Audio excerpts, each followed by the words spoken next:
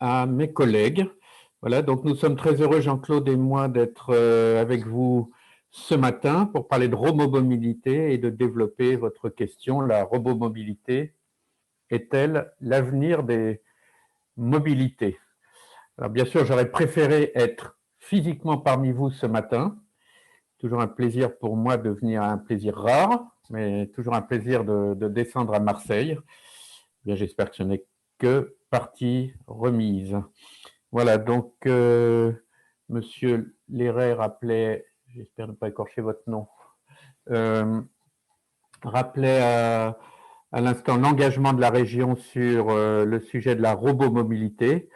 Et je pense il peut s'appuyer sur de nombreuses unités du ministère, déconcentrées, et du réseau scientifique et technique pour mener à bien ces projets. Je pense à l'Adréal, au CEREMA, à l'université Gustave Eiffel. Il y a aussi la fabrique des mobilités qui est présente sur place. Donc je pense qu'il y a un réseau d'acteurs vraiment très en pointe sur ce sujet et qui contribue activement à l'avancée de ces sujets.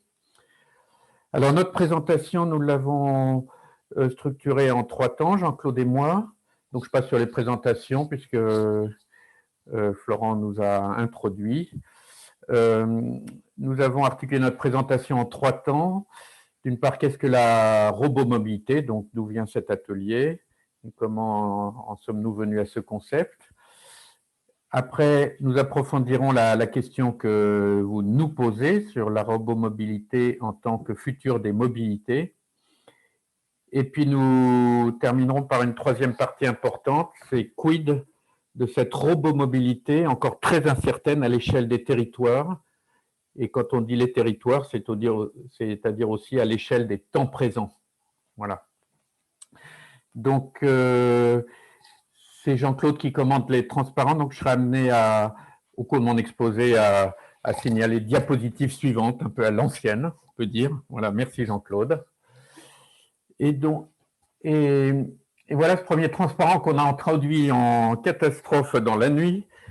Et hier soir, est-ce que c'est le futur des robots mobilité qui a fait irruption dans notre présent?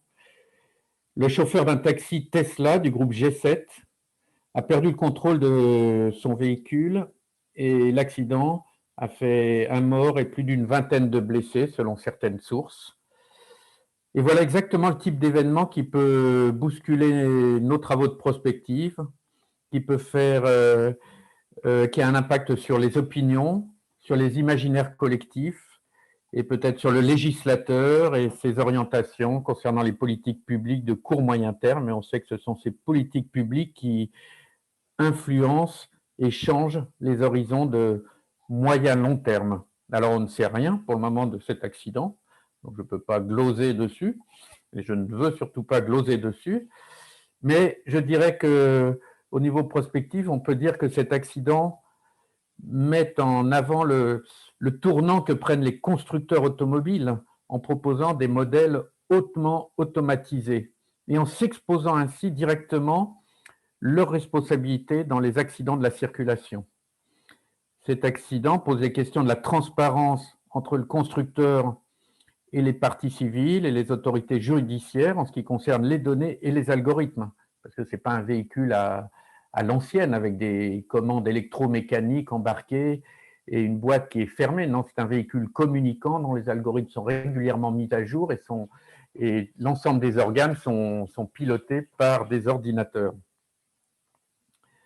Jamais avant Tesla, ce lien direct entre un accident et un constructeur n'avait été aussi fort, et puis j'ai rayé sur mes petites notes, j'ai mis aussi fulgurant, c'est-à-dire qu'autrefois, quand il y avait un accident, on commençait par se dire le conducteur a-t-il bu, avait-il possession de ses moyens, y a-t-il eu un événement qui l'a perturbé, est-ce que c'est un passant qui l'a amené à changer de direction, ou la voiture, qu'est-ce qui a pu se passer? Non, là, immédiatement, une Tesla, un accident, c'est le constructeur. Le lien n'a jamais été aussi direct. Et finalement, est-ce qu'on ne pourrait pas considérer comme la manifestation première et primaire au sens originel, un tel accident, c'est la manifestation de la robomobilité. Voilà, finalement, elle nous précéderait elle précéderait dans les imaginaires la robomobilité réelle. Juste deux remarques.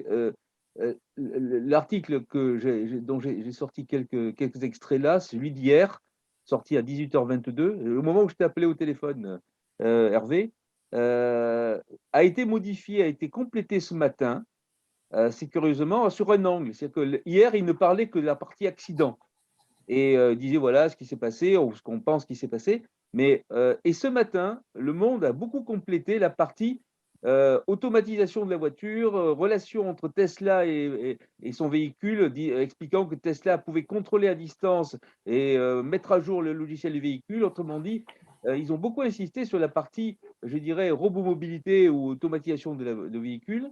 Et la deuxième remarque, c'est que comme tu le disais, on met en exergue où les gens sont intéressés à cet accident-là parce que c'est un véhicule autonome qui, alors, est-ce que c'est le caractère autonome qui est à l'origine de ça ou non? On n'en sait rien.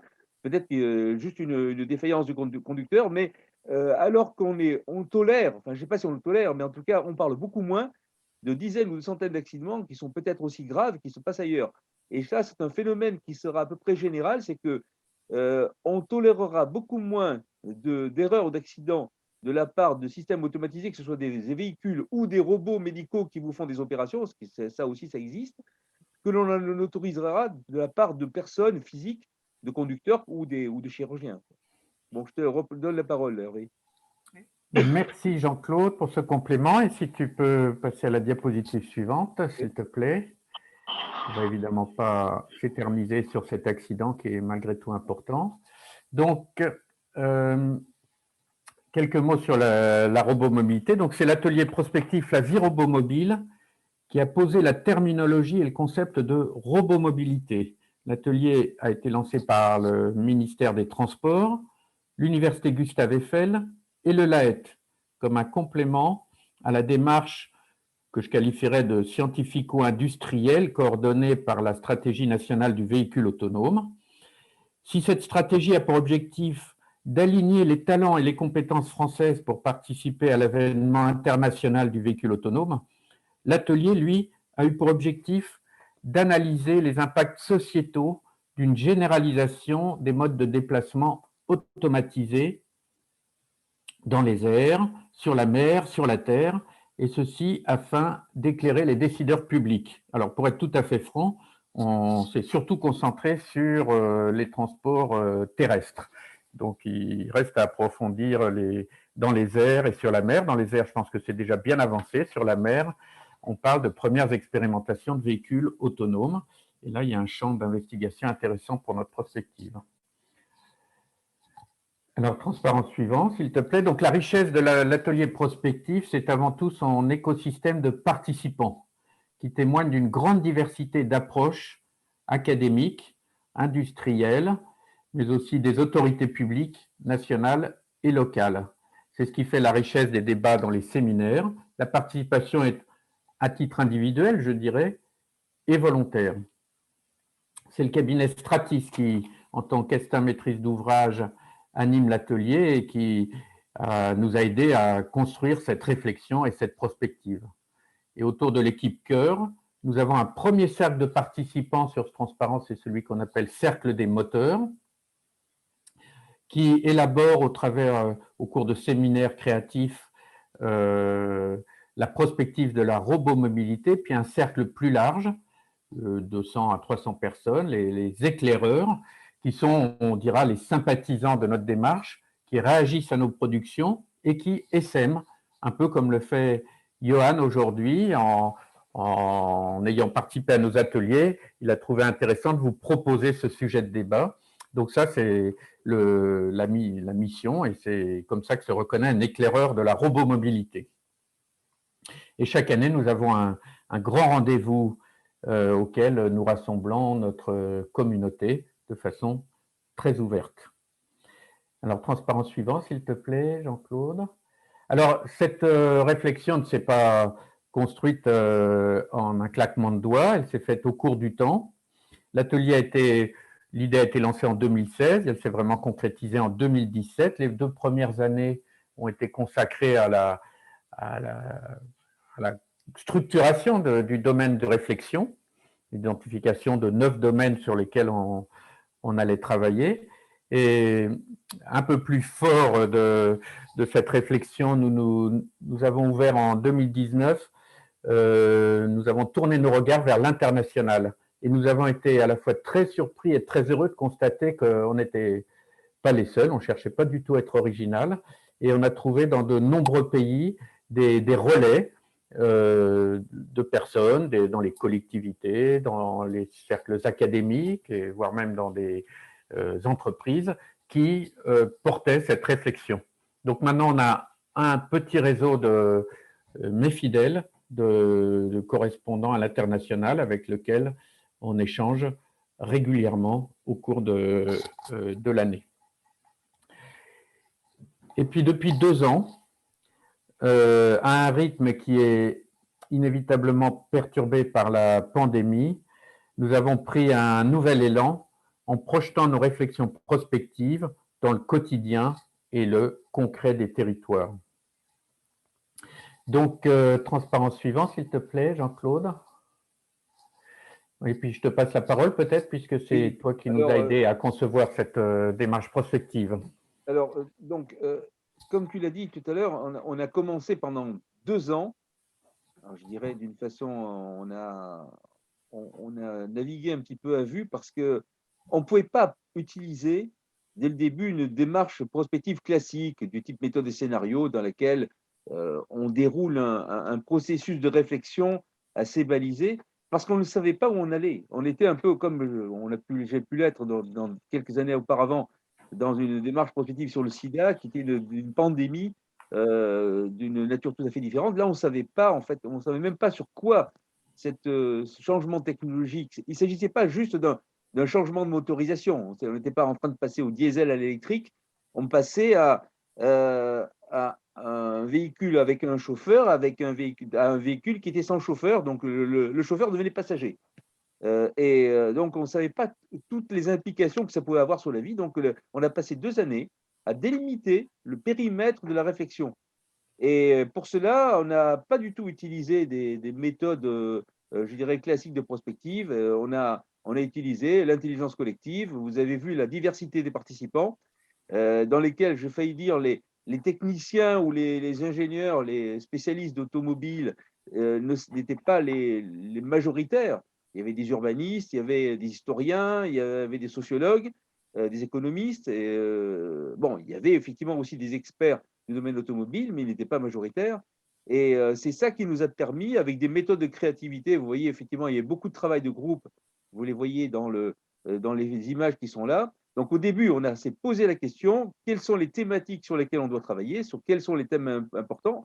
Ça ne signifie pas qu'on les ait tous, on en a identifié un certain nombre, et quelles sont les questions, les bonnes questions qu'on doit se poser, ça, sachant qu'on n'était pas certain d'avoir même les réponses. Non. Et puis, comme on l'a dit, donc, les 2 premières années ont permis de faire cette délimitation et de construire également cette communauté d'experts dont vous a parlé Philippe il y a quelques minutes, Hervé il y a quelques minutes. Et Français internationaux, on y reviendra. Et actuellement, on est arrivé à un stade dans lequel on dit, bon, on a une idée du périmètre de la réflexion, ou de tous les domaines que ça peut toucher dans la vie quotidienne, et y compris dans les domaines de politique publique, parce que c'est lié. Et d'ailleurs, on commence maintenant à structurer des scénarios, de structurer des stratégies. Je ne dis pas qu'on retrouve les rails classiques des méthodes de prospective, mais on commence à se sentir capable de se confronter avec la réalité, et notamment dans les territoires. Alors, à titre d'exemple, simplement, voilà le genre de choses que vous avez. Vous voyez une image qui représente un des séminaires que nous avons fait avec le Cercle des moteurs, dans lesquels on a utilisé la méthode Lego Serious Play. Bon, c'est quelque chose qu'on n'utilisait pas auparavant, mais c'est une méthode de créativité. Et le groupe, un des groupes, était amené à réfléchir à une question. Et si une partie de la population rejetait les véhicules autonomes, autrement dit, est-ce qu'on avait des anti-véhicules autonomes comme on a actuellement des anti-vax on leur a donné ça en pâture en disant, voilà, essayez d'imaginer ce qui pourrait se passer. Et là, on a eu des questionnements qui sont sortis. Est-ce qu'en 2050, on aura le choix? Est-ce qu'on pourra avoir un véhicule non autonome ou est-ce qu'on sera obligé d'avoir des véhicules autonomes? Parce que ça sera plus facile s'ils sont tous autonomes que s'il y a une hybridation entre des autonomes et des avec conducteurs, parce qu'ils n'ont pas le même délai de réaction. Qu'est-ce qui se passe si un groupe, même minoritaire, refuse la robomobilité? Est-ce qu'il y aura des sanctions? Est-ce que les gens qui seront réticents seront exclus de la mobilité? Bon, alors on a vu les histoires de l'accident et l'impact que ça peut avoir sur la population et quelles seraient les politiques publiques vis-à-vis de ces réfractaires. Voilà le genre de questionnement qui est sorti. Autrement dit, sur un sujet comme est-ce qu'il y a des réfractaires, on réussit à sortir des questions comme celles que vous voyez là, qui sont, bon, qui, à notre avis, sont des questions qu'on devra tout le temps se poser, surtout s'il y a. Alors, autre exemple, euh, comme on l'a dit, on a fait appel aussi aux imaginaires, à l'imagination des personnes, et on a demandé à nos experts de se lâcher un peu, d'imaginer, de rêver, de délirer un petit peu, parce que la prospective, c'est aussi ça, de temps en temps laisser l'imagination fonctionner. Et ça a donné un document dont on va vous communiquer. Alors, il y a des exemplaires papier qui ont été envoyés à l'Adréal, mais également, on vous enverra le lien parce que c'est un document assez épais qui doit faire une centaine de pages, un peu plus, je ne sais plus. Hervé, combien de pages il y a dans le Grand Atlas? Oui, c'est ça, c'est de l'ordre. Une centaine. Et en fait, c'est une série de petits articles, c'est un recueil de nouvelles dans lequel chaque rédacteur a imaginé, je vais dire, une tranche de vie Romobile, autrement dit des extraits. Alors, alors ça, et puis ça a été illustré un peu de la façon dont vous voyez. Alors, je vais passer parce que le but n'est pas de vous raconter l'histoire. Là, effectivement, c'était, euh, on se disait que les véhicules robomobiles, ben, il fallait bien les maintenir. Donc, on imagine le soir des gens, robots ou humains, qui font la maintenance des véhicules robomobiles la nuit pour qu'ils puissent être utilisés le jour par des utilisateurs, disons. Et là, c'est une image d'un troupeau de vaches. Donc, il y a des personnes dans le. Alors, on voit passer un camion robomobile au fond, et puis les vaches voient passer le train automatique au fond. Il y avait des gens qui s'intéressaient beaucoup au domaine rural. C'était aussi une des questions qu'on a étudiées. Donc là, c'était une des illustrations. J'en viens à une un article que j'ai rédigé moi-même, qui m'est venu suite à un congrès où nous sommes allés avec Hervé dans le cadre de notre relation internationale ici avec le TRB. Nous sommes allés à Orlando, à l'époque où on pouvait encore voyager, participer au symposium sur les véhicules autonomes. Et j'avais assisté à quelque chose qui m'avait énormément intéressé. C'était un faux procès, un fake trial, dans lesquels il y avait un accident, un peu comme celui qui s'est passé à Paris, dans lequel un conducteur d'un véhicule automatisé, Tesla ou pas, j'en sais rien, provoquait un accident. Et il y avait un procès dans lequel était mis en cause le conducteur de véhicule, le constructeur, et puis peut-être aussi le conducteur de l'autre voiture qui avait fait un écart. Et alors, ce qui était très curieux, c'était qu'effectivement, ce qui était mis en cause, c'était le caractère imparfait, délibérément imparfait de l'algorithme, parce que tous les cas n'avaient pas été prévus, et pour cause, parce qu'effectivement, ils apprennent, c'est des algorithmes apprenants. Donc, et deuxièmement, ce qui m'avait beaucoup surpris en tant que Français, c'était que en aucun cas, dans le procès, n'intervenait l'État ou la collectivité. C'est-à-dire qu'en fait, alors je leur ai posé la question, mais pourquoi, parmi les responsables possibles de cet accident, n'est pas citée la ville qui a autorisé la circulation de ces véhicules sur cette tronçon de voie? Et la réponse que m'ont faite les Américains participant à la réunion m'ont dit: vous, les Français, vous êtes toujours pareil. Quand il y a un problème, vous attaquez l'État. Nous, moins ils s'en mêlent de ça, mieux on supporte. Donc j'ai vu qu'il y avait quand même une différence un petit peu culturelle sur ces points-là. Et là, dans cet article-là, je pointais l'idée qu'il pouvait y avoir une augmentation, un gros accroissement des procès, des contentieux liés à l'intelligence artificielle, et qu'il pouvait y avoir des cabinets d'avocats qui se spécialisent dans ce type de conflit. que ce soit pour la santé, pour les problèmes, les erreurs médicales ou les erreurs d'opérations faites par des robots chirurgicaux ou pour des véhicules. Et j'ai découvert en fait qu'il commençait à y avoir des cabinets spécialisés dans les procès faits à des algorithmes d'intelligence artificielle à qui on reprochait d'être incomplets, d'être à l'origine de sinistres. Bon, voilà des exemples de choses qui ont été faites. Voilà. Je te repasse la parole, non Oui, oui, oui, merci Jean-Claude. Donc, venons-en à la question que vous nous avez posée. C'est une très bonne question, comme on les aime à l'atelier prospectif. Comme vous avez vu, notre logo s'articule autour d'un point d'interrogation. Alors, non pas qu'on ait réponse à tout, mais nous, ce qu'on aime bien avec notre démarche prospective, je crois que vous l'avez compris maintenant après cette introduction, c'est un peu détricoter les questions qu'on peut se poser et élargir et organiser le cadre de réponse. Voilà, on répond souvent à des questions par d'autres questions. On aime créer des lieux de débat pour que ces questions qui sont très importantes, qui engagent l'avenir, puissent y avoir des échanges entre les différentes parties prenantes. Et alors derrière votre question, nous discernons différentes interrogations, en particulier est-ce que la robomobilité sera la réponse aux enjeux de transition face auxquels nous sommes? Je n'y reviens pas. Autre interrogation qu'on peut avoir, la robomobilité façonnera-t-elle notre avenir et réciproquement, pouvons-nous orienter la robomobilité en développement afin de construire une société qui nous serve et qui nous émancipe? Voilà, donc ça c'est effectivement des questions de fond, un peu philosophiques, mais on ne doit pas avoir honte de poser des questions philosophiques qu'on peut se poser au sujet de la robomobilité. Alors, c'est Florent, il a abordé le sujet dans son introduction, donc effectivement, ce n'est plus un sujet totalement de science-fiction, la robomobilité. Elle se conjugue au futur proche et même au présent, si on pense aux expérimentations et puis un peu l'accident qu'il y a eu, bien que j'insiste, ce n'est pas un véhicule autonome, la Tesla, mais c'est un véhicule qui s'automatise.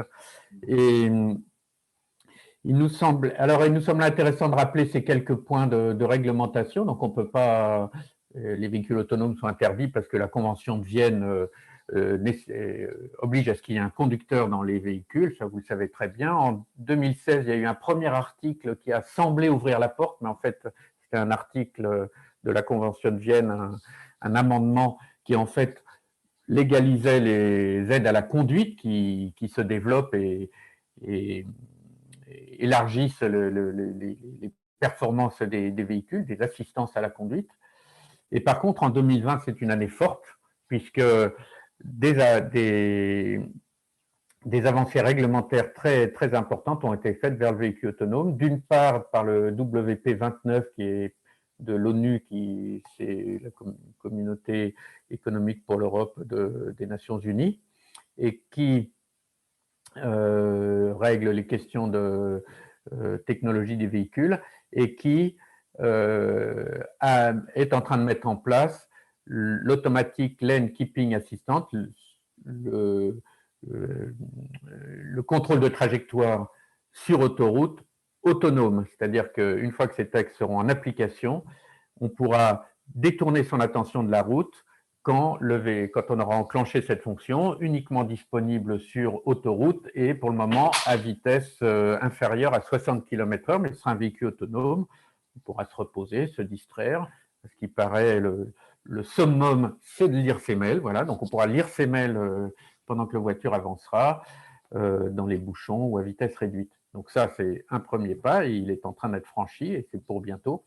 Et l'autre approche, c'est que il y a un amendement qui a été adopté et qui est en voie de ratification au niveau de l'ONU. Ça peut prendre 2 ans, enfin on parle de 2022 pour l'aboutissement de cette procédure de ratification, et où il est admis qu'un système peut être considéré comme un conducteur. Donc il y aura un conducteur parce que cet amendement dit un système qui répond à telle obligation peut être considéré comme un conducteur. Voilà, donc ça vient. Transparent suivant, s'il te plaît, Jean-Claude.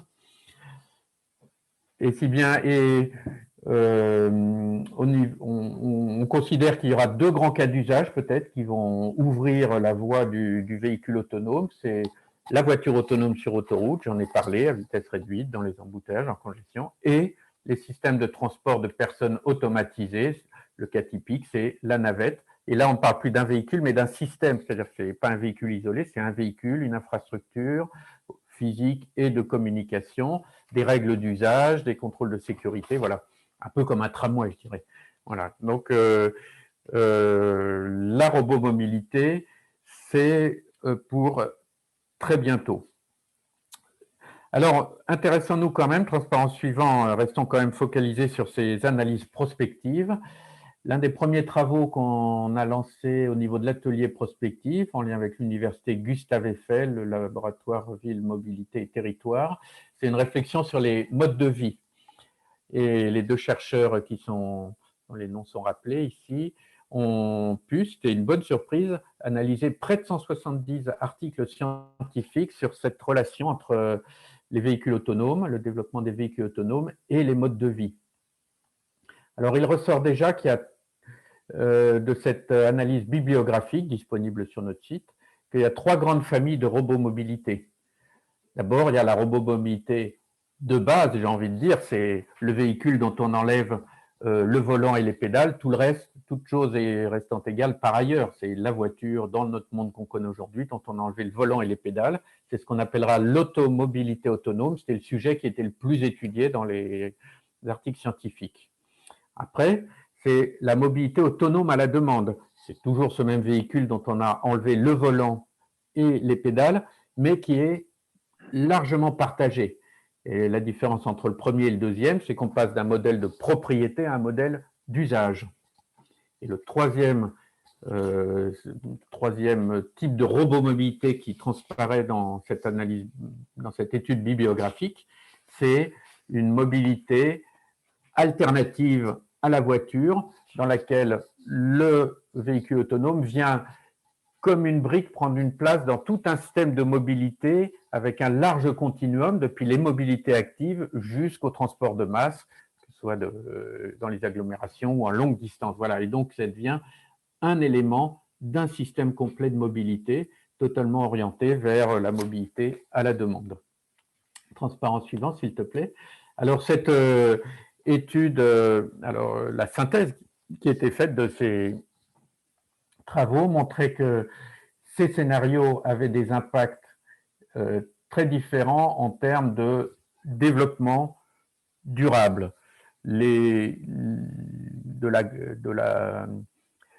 L'automobilité autonome a plutôt tendance à être un accélérateur de mobilité et à ne pas ouvrir une voie allant vers diminution des consommations énergétiques et des consommations des ressources naturelles. Voilà.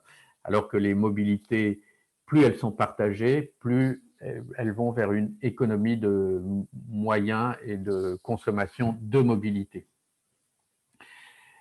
Deuxième niveau d'analyse, le niveau d'intervention publique. Le premier, c'est celui automobilité autonome, c'est celui qui demande le moins, ça ne veut pas dire n'en demande pas, mais demande le moins d'intervention publique, alors que plus on se déplace vers la droite sur ce schéma, plus le schéma de robomobilité va demander un niveau important d'intervention publique au niveau de la régulation et des équipements. Troisième approche, l'habitat. Donc là aussi, c'était un peu contrasté. Pas pour dire que l'automobilité autonome, c'est le mauvais schéma, mais enfin, il se trouve que sur tous ces schémas-là, c'est pas très bien avec nos valeurs à nous, je dirais, ou les valeurs qu'on partage en Europe. C'est une mobilité qui tend à redétendre les territoires, à aller vers une dispersion de l'habitat, un allongement des distances de transport, alors que les mobilités, plus elles sont servicielles, plus elles sont régulées, plus elles permettent d'accompagner une politique de concentration, on va dire, de régulation de l'habitat. L'inclusivité aussi, le véhicule autonome sera forcément un véhicule de haute qualité, sans doute premium, et donc moins ouvert à toutes les classes sociales, alors qu'une mobilité servicielle est plus à même de porter une mobilité ouverte à tous.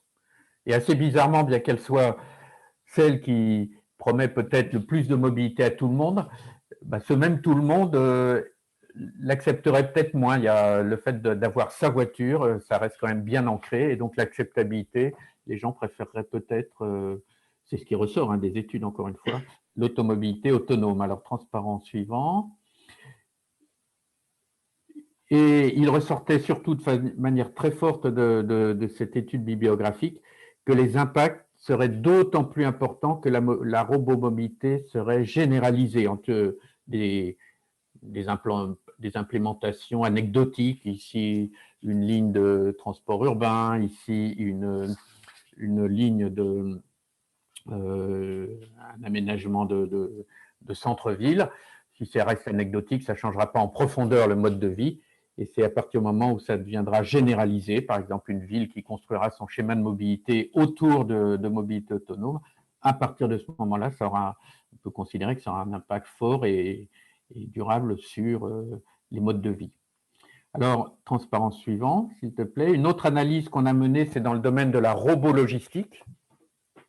Alors, quelques illustrations ici de ce que ça peut être. La robologistique, ce sont des expérimentations en cours, ça peut être l'usage des drones. C'est déjà bien développé dans les environnements industriels. En haut à droite, c'est une plateforme totalement autonome de transport de containers dans un port maritime. C'est une entreprise, c'est pas la seule, mais c'est une entreprise française là, qui diffuse ce type de plateforme, Gossin.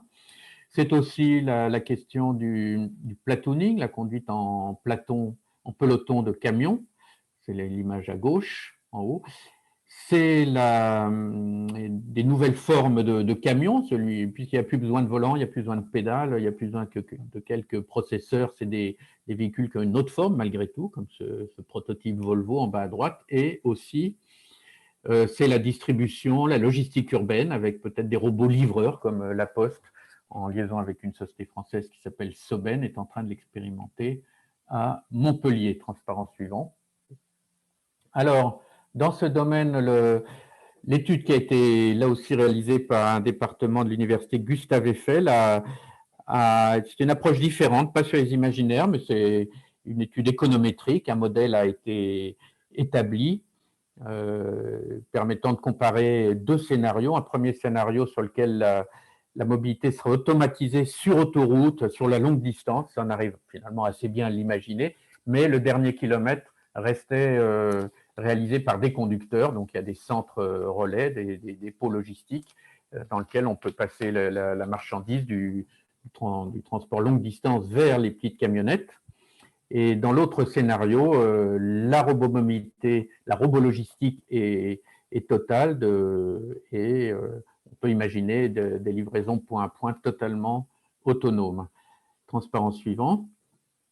Alors, dans le premier scénario, finalement, on retiendra que les résultats sont très variables suivant la nature des biens transportés entre les colis, le transport de vrac, le transport moyenne ou longue distance.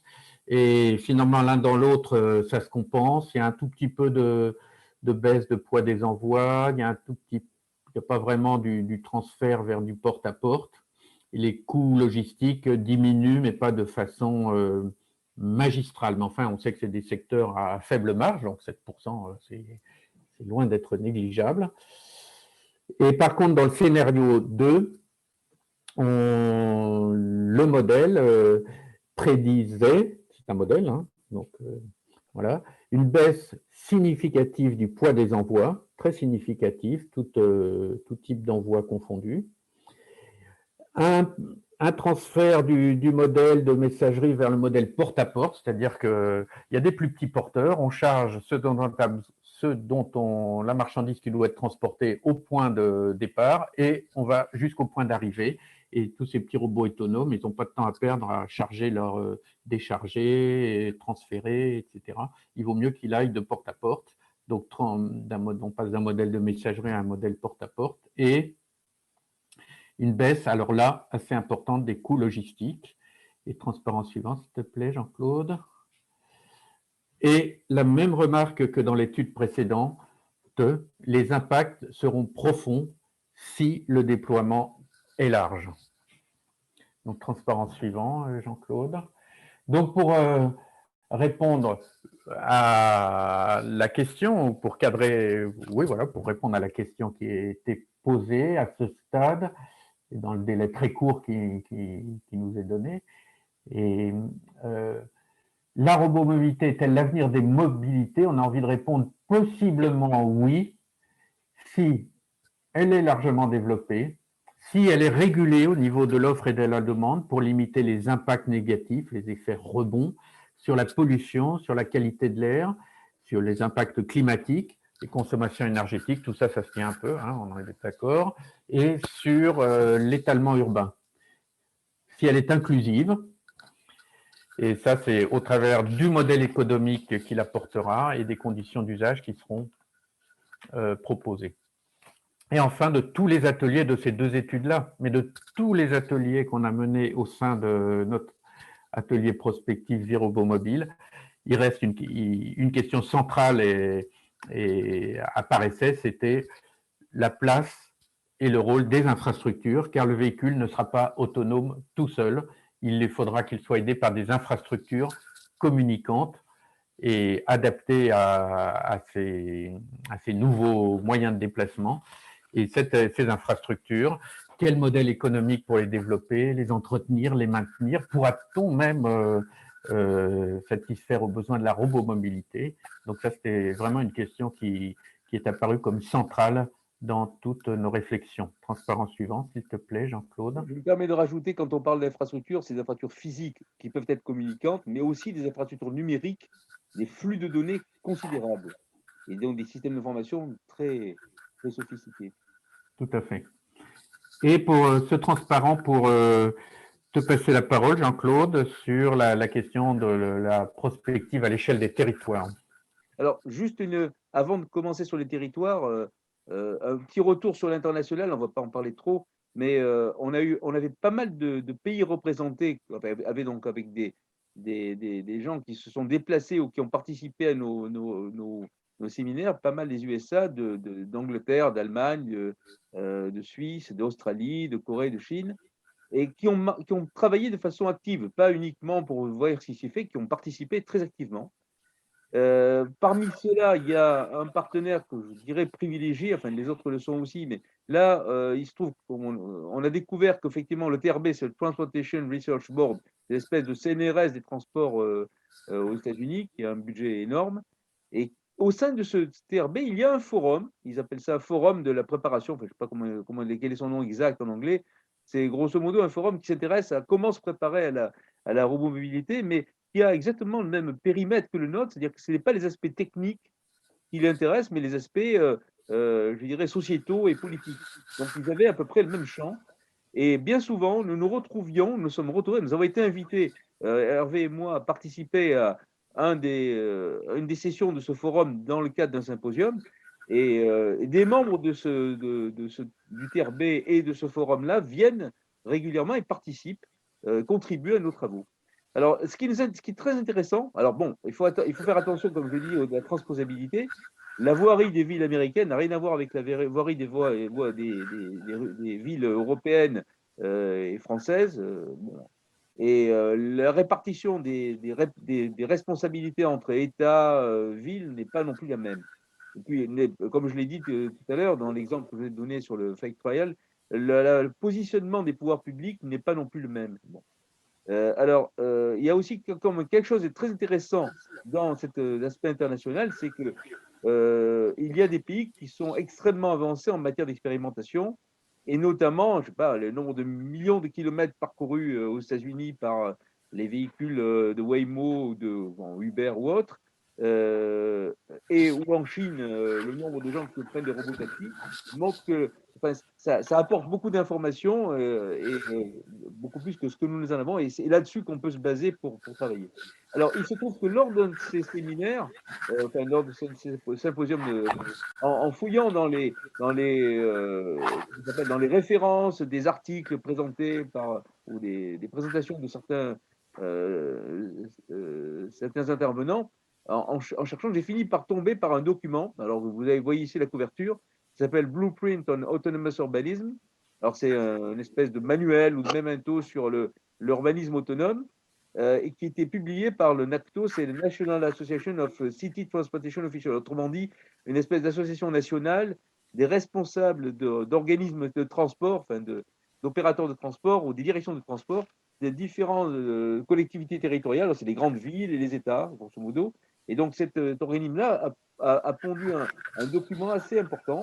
Alors, je vous passe là le truc, mais quand même, il travaille sur le transport, il travaille sur la tarification, sur les données, sur le fret, sur la façon de concevoir les rues, sur les trottoirs, et puis aussi, alors très important, et c'est là que ça va nous intéresser, sur le rôle que les villes et les territoires peuvent avoir dessus.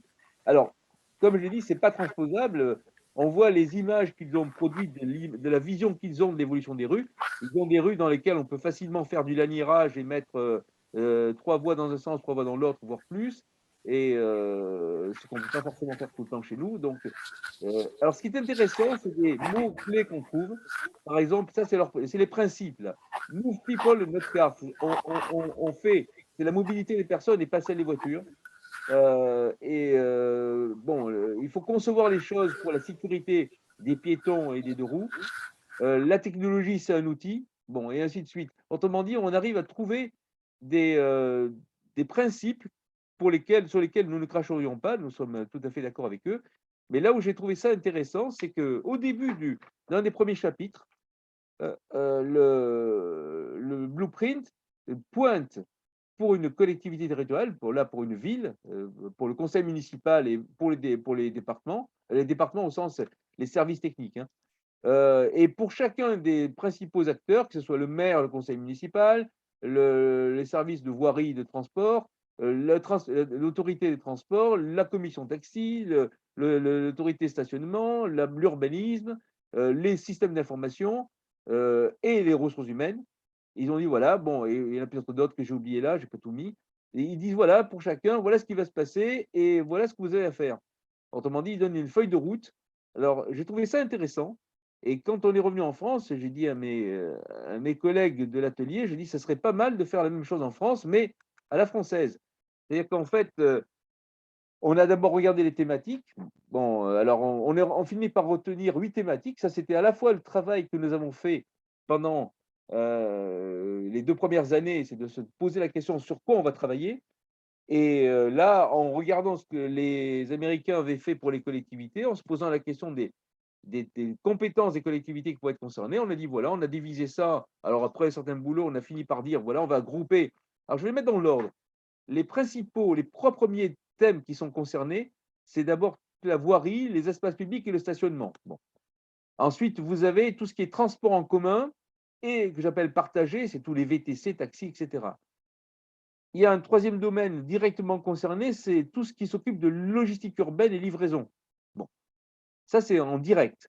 Et puis indirectement, tous les services de la ville ou de la collectivité qui s'occupent de cadre de vie, de développement durable, de tout ce qui est sécurité, risques et secours, que ce soit la police ou les pompiers, et enfin les ressources humaines, parce qu'elles sont concernées, parce que les métiers sont transformés. Et les systèmes d'information réseau, parce qu'ils sont transverses, qu'ils irriguent tout. Et puis en dernier lieu, vous avez le maire qui doit fixer la stratégie, mais qui doit coordonner tout ça. Parce qu'un des enseignements principaux, mais j'y reviendrai, c'est que la dernière chose à faire, c'est de laisser chacun des départements dans son secteur, dans son domaine, définir ses politiques, ses outils et sa politique technique, disons, dans le domaine du stationnement d'un côté, de la logistique de l'autre, de la voirie ou des transports ailleurs. Parce que là, effectivement, comme ils se retrouvent tous sur le même espace public et avec les mêmes systèmes d'information, on risque d'avoir une sacrée pagaille. Donc, le rôle des décideurs, c'est de coordonner tout ça sous la forme d'un projet et avec une gouvernance qui associe, on le verra, les parties prenantes et pas uniquement à l'intérieur de la collectivité, mais dans la population. Alors, nous avons donc construit un ébauche de memento. Pour l'instant, on est à l'état d'ébauche. Certains chapitres sont plus avancés que d'autres. Et pour chacun de ces 8 thèmes, on a fait des fiches thématiques dans lesquelles on se pose des questions. D'abord, on ajoute quelque chose qui n'est pas dans le document américain du NACTO, c'est d'essayer de dessiner une vision en 2050. Bon, alors donc on s'est efforcé, on a dit pour chaque thème, on va essayer de représenter, de visualiser ce que pourrait être ce thème-là, le stationnement, la logistique urbaine ou les transports publics en 2050. Et on l'a fait sous la forme d'un scénario qu'on n'a pas voulu appeler référence, parce qu'aucun d'entre eux n'a la vocation d'être référence, on ne sait pas lequel va se réaliser, mais un scénario sur lequel on a décidé qu'on voulait travailler parce qu'il était intéressant. Et puis, sont apparues des variantes, parce que chaque fois que vous sortez un scénario, il y a des personnes qui vous proposent des variantes. Et ensuite, deuxièmement, après avoir formulé ces scénarios ou ces visions de 2050, on a essayé d'identifier avec nos membres de l'atelier les questions qui se poseront au territoire. Quelles questions il faudra répondre et essayer autant que possible d'imaginer quelques réponses possibles. Et enfin, troisième élément qui se trouve dans ces fiches, quelques actions proposées ou préconisées à très court terme pour certains d'entre eux, plus tard, plus loin, sans être exhaustive. Alors, il faut bien savoir que ce que je vais vous montrer, alors je ne vais pas tout vous montrer, c'était ce qui inquiétait un petit peu Johan Uri quand il a vu notre projet de présentation. Donc, je ne vais pas lire tout ça, juste vous prêter quelques exemples d'hypothèses qu'on a faites. Là, alors, quand on fait les scénarios, on présente d'abord les hypothèses. Alors, vous voyez, là, on est déjà dans une forme de prospective dans laquelle on a déjà un petit peu structuré. On a dit, bon, voilà, il y aura la conduite autonome et généralisée à partir de 2035. Les véhicules autonomes se gardent de façon autonome, c'est parce qu'on est dans le stationnement et les voiries et l'espace public. Mais un des trucs importants, c'est qu'un choix qu'on a fait dans ce scénario-là, mais qu'on peut commettre en cause, c'est que la collectivité a décidé de mettre en place un système de contrôle et de bridage collectif automatisé des vitesses, c'est-à-dire que la ville bride les vitesses des véhicules individuellement entre 10 et 30 mètres km/h selon les zones. Bon, c'est une hypothèse forte qui structure le territoire. On pourrait faire d'autres hypothèses, mais on s'est posé la question, que se passerait-il si une ville décidée, parce qu'elle n'arrive pas à faire accepter les vitesses lentes et parce que dans certains espaces, on est obligé de partager l'espace urbain entre les véhicules autonomes, des véhicules de transport collectif, des vélos et des piétons, parce qu'il n'y a pas la place de faire du laniérage. Bon, mais qu'est-ce qui se passe si la ville décidait de mettre en place ce système que l'on met déjà en place actuellement pour les trottinettes à Paris, ça existe déjà et c'est possible. Donc, mais par contre, vous imaginez le système d'information et le réseau qu'il faut mettre en place pour gérer ça. Et puis, vous voyez aussi l'hypothèse suppression de la quasi-totalité des emplacements de stationnement de surface, qui est une des hypothèses qu'on a fait sur ce scénario-là.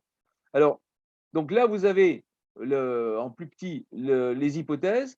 On a fait une rédaction plus riche de ces scénarios, comme on le fait, dans lequel de façon un peu journalistique, on décrit ce qui se passe. Vous voyez apparaître effectivement deux variantes au scénario. Bon. Et puis là, je vais vous montrer alors ce que nous avons fait, qui est une illustration. Nous avons créé des vidéos qui illustrent un peu les scénarios en question. Alors, je vous en présenter deux, un sur le trottoir, un sur le stationnement. Alors, le trottoir, c'est une illustration qui a été basée sur la présentation d'un des représentants du TRB qui participait à nos travaux, Catherine Kortoum du TRB. Donc, j'espère que ça va démarrer. Je suis l'un des emplacements les plus convoités de la ville. On me marche dessus, on me pédale dessus. Chaque nuit, les roues des voitures s'écrasent sur mon dos. On se bat même pour moi. Le ton monte parfois. J'aimerais un peu de tranquillité. S'il vous plaît, imaginez. Chaque mercredi, un véhicule automatisé partagé vient chercher les enfants du numéro 10 de ma rue, puis ceux des numéros 38 et 162. Ils ont piano et karaté en centre-ville. Leur père, représentant de commerce, a gardé une voiture qui va se garer toute seule le soir dans le parking du quartier.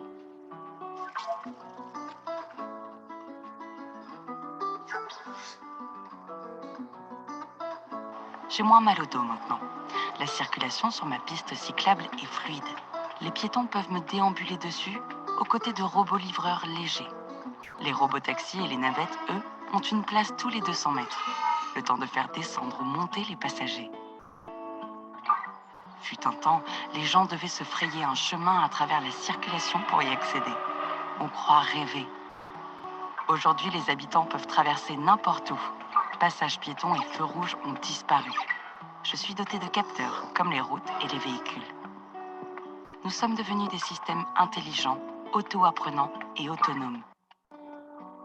J'ai même un prix depuis quelques années. L'opérateur public vend des créneaux qui varient en fonction des heures et de la valeur sociale des déplacements. Grâce à ce financement, je suis bien entretenue. Les enfants, eux, continuent de jouer avec les bornettes qui ont remplacé les parcs-mètres. Ça n'a pas changé.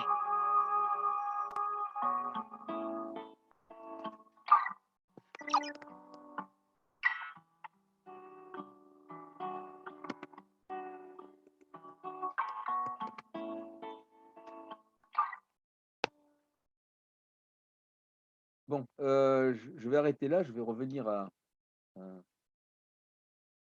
la présentation. Elle est où la présentation là? Ah.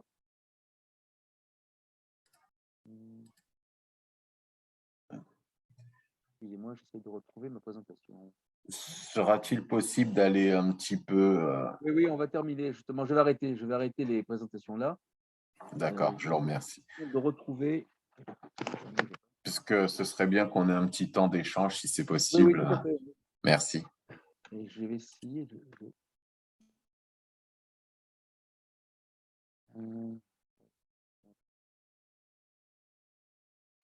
Un problème, on partage l'écran. Oui, c'est ça. Donc, c'est le bon. Non, c'est pas celui-là.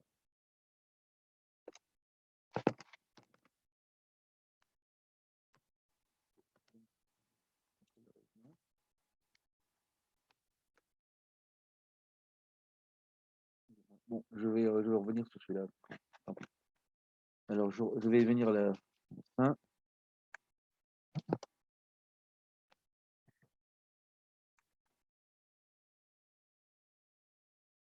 Bon, je ne vais pas présenter d'autres diapos et je pense que, comme l'a demandé Yoran, je vais passer à la fin. Alors, il y a deux autres domaines qui ont été assez approfondis.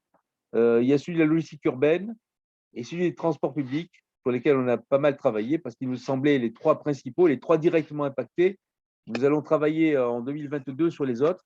Ce que je voulais vous donner en fin d'exposé, c'est en reprenant d'ailleurs pas mal de choses qu'a dit un petit peu Hervé il y a quelques minutes, c'est qu'est-ce qu'on a comme enseignement pour les territoires. Bon. Comme l'a dit Hervé, effectivement, la robomobilité pourrait bien démarrer d'abord par le transport et ou la livraison de marchandises, donc y compris le dernier kilomètre. Bon.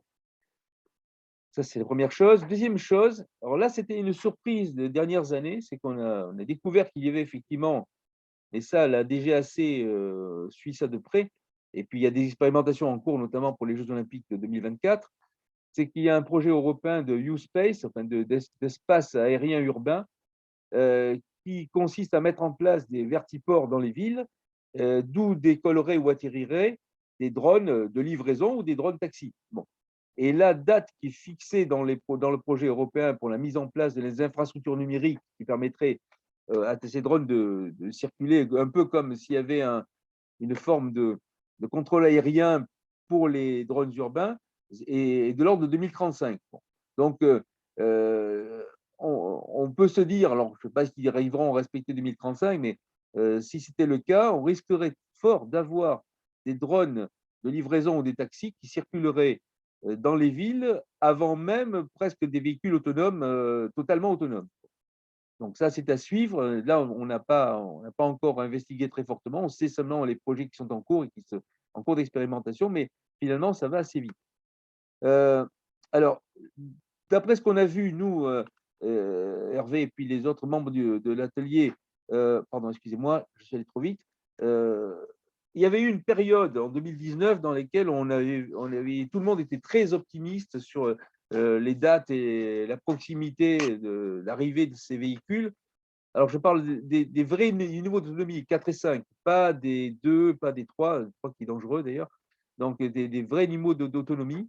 On pense que ceci, l'hypothèse que nous a fait nous 2050 pour une généralisation de la mobilité dans les territoires, en fait, sur le terrain, généralisation, à mon avis, notre avis, ce sera probablement un peu plus tard. Donc, les avis des constructeurs aussi bien que des experts, c'est que ça pourrait durer plus longtemps que prévu. Bon, ça, c'est les choses. Alors maintenant, au point de vue politique publique, sur le fond, il semble y avoir un consensus aussi bien au sein de notre atelier que dans nos correspondants étrangers dans d'autres pays, y compris d'ailleurs les Américains, c'est que la robomobilité devrait, et c'est un peu ce qu'avait dit Hervé tout à l'heure pour la généralisation, devrait être mise en œuvre en priorité, si ce n'est exclusivement, pour des usages collectifs, c'est-à-dire pour les transports ou partagés, des véhicules partagés ou des VTC, etc., pour éviter ce que nous appelons le cauchemar romomobile, c'est-à-dire non seulement les véhicules, l'autosolisme, c'est-à-dire un seul conducteur, mais zéro conducteur, c'est-à-dire que le véhicule qui amène son passager à son travail et puis qui rentre à vide, se garer à la maison, il va le chercher à vide pour le ramener à la maison. Donc ça, ce serait terrible pour la congestion. Et les conclusions que tirent la plupart des groupes qui travaillent là-dessus, en tout cas sur l'aspect sociétal et urbanisme, c'est qu'il faudrait en priorité que les véhicules robomobiles, les véhicules autonomes soient utilisés soit pour un usage partagé, donc avec les conséquences que ça a sur la propriété, mais aussi pour l'usage collectif. Là aussi, on voit que l'usage de la voirie devrait être réservé en priorité au transport collectif partagé, aux piétons et aux deux roues.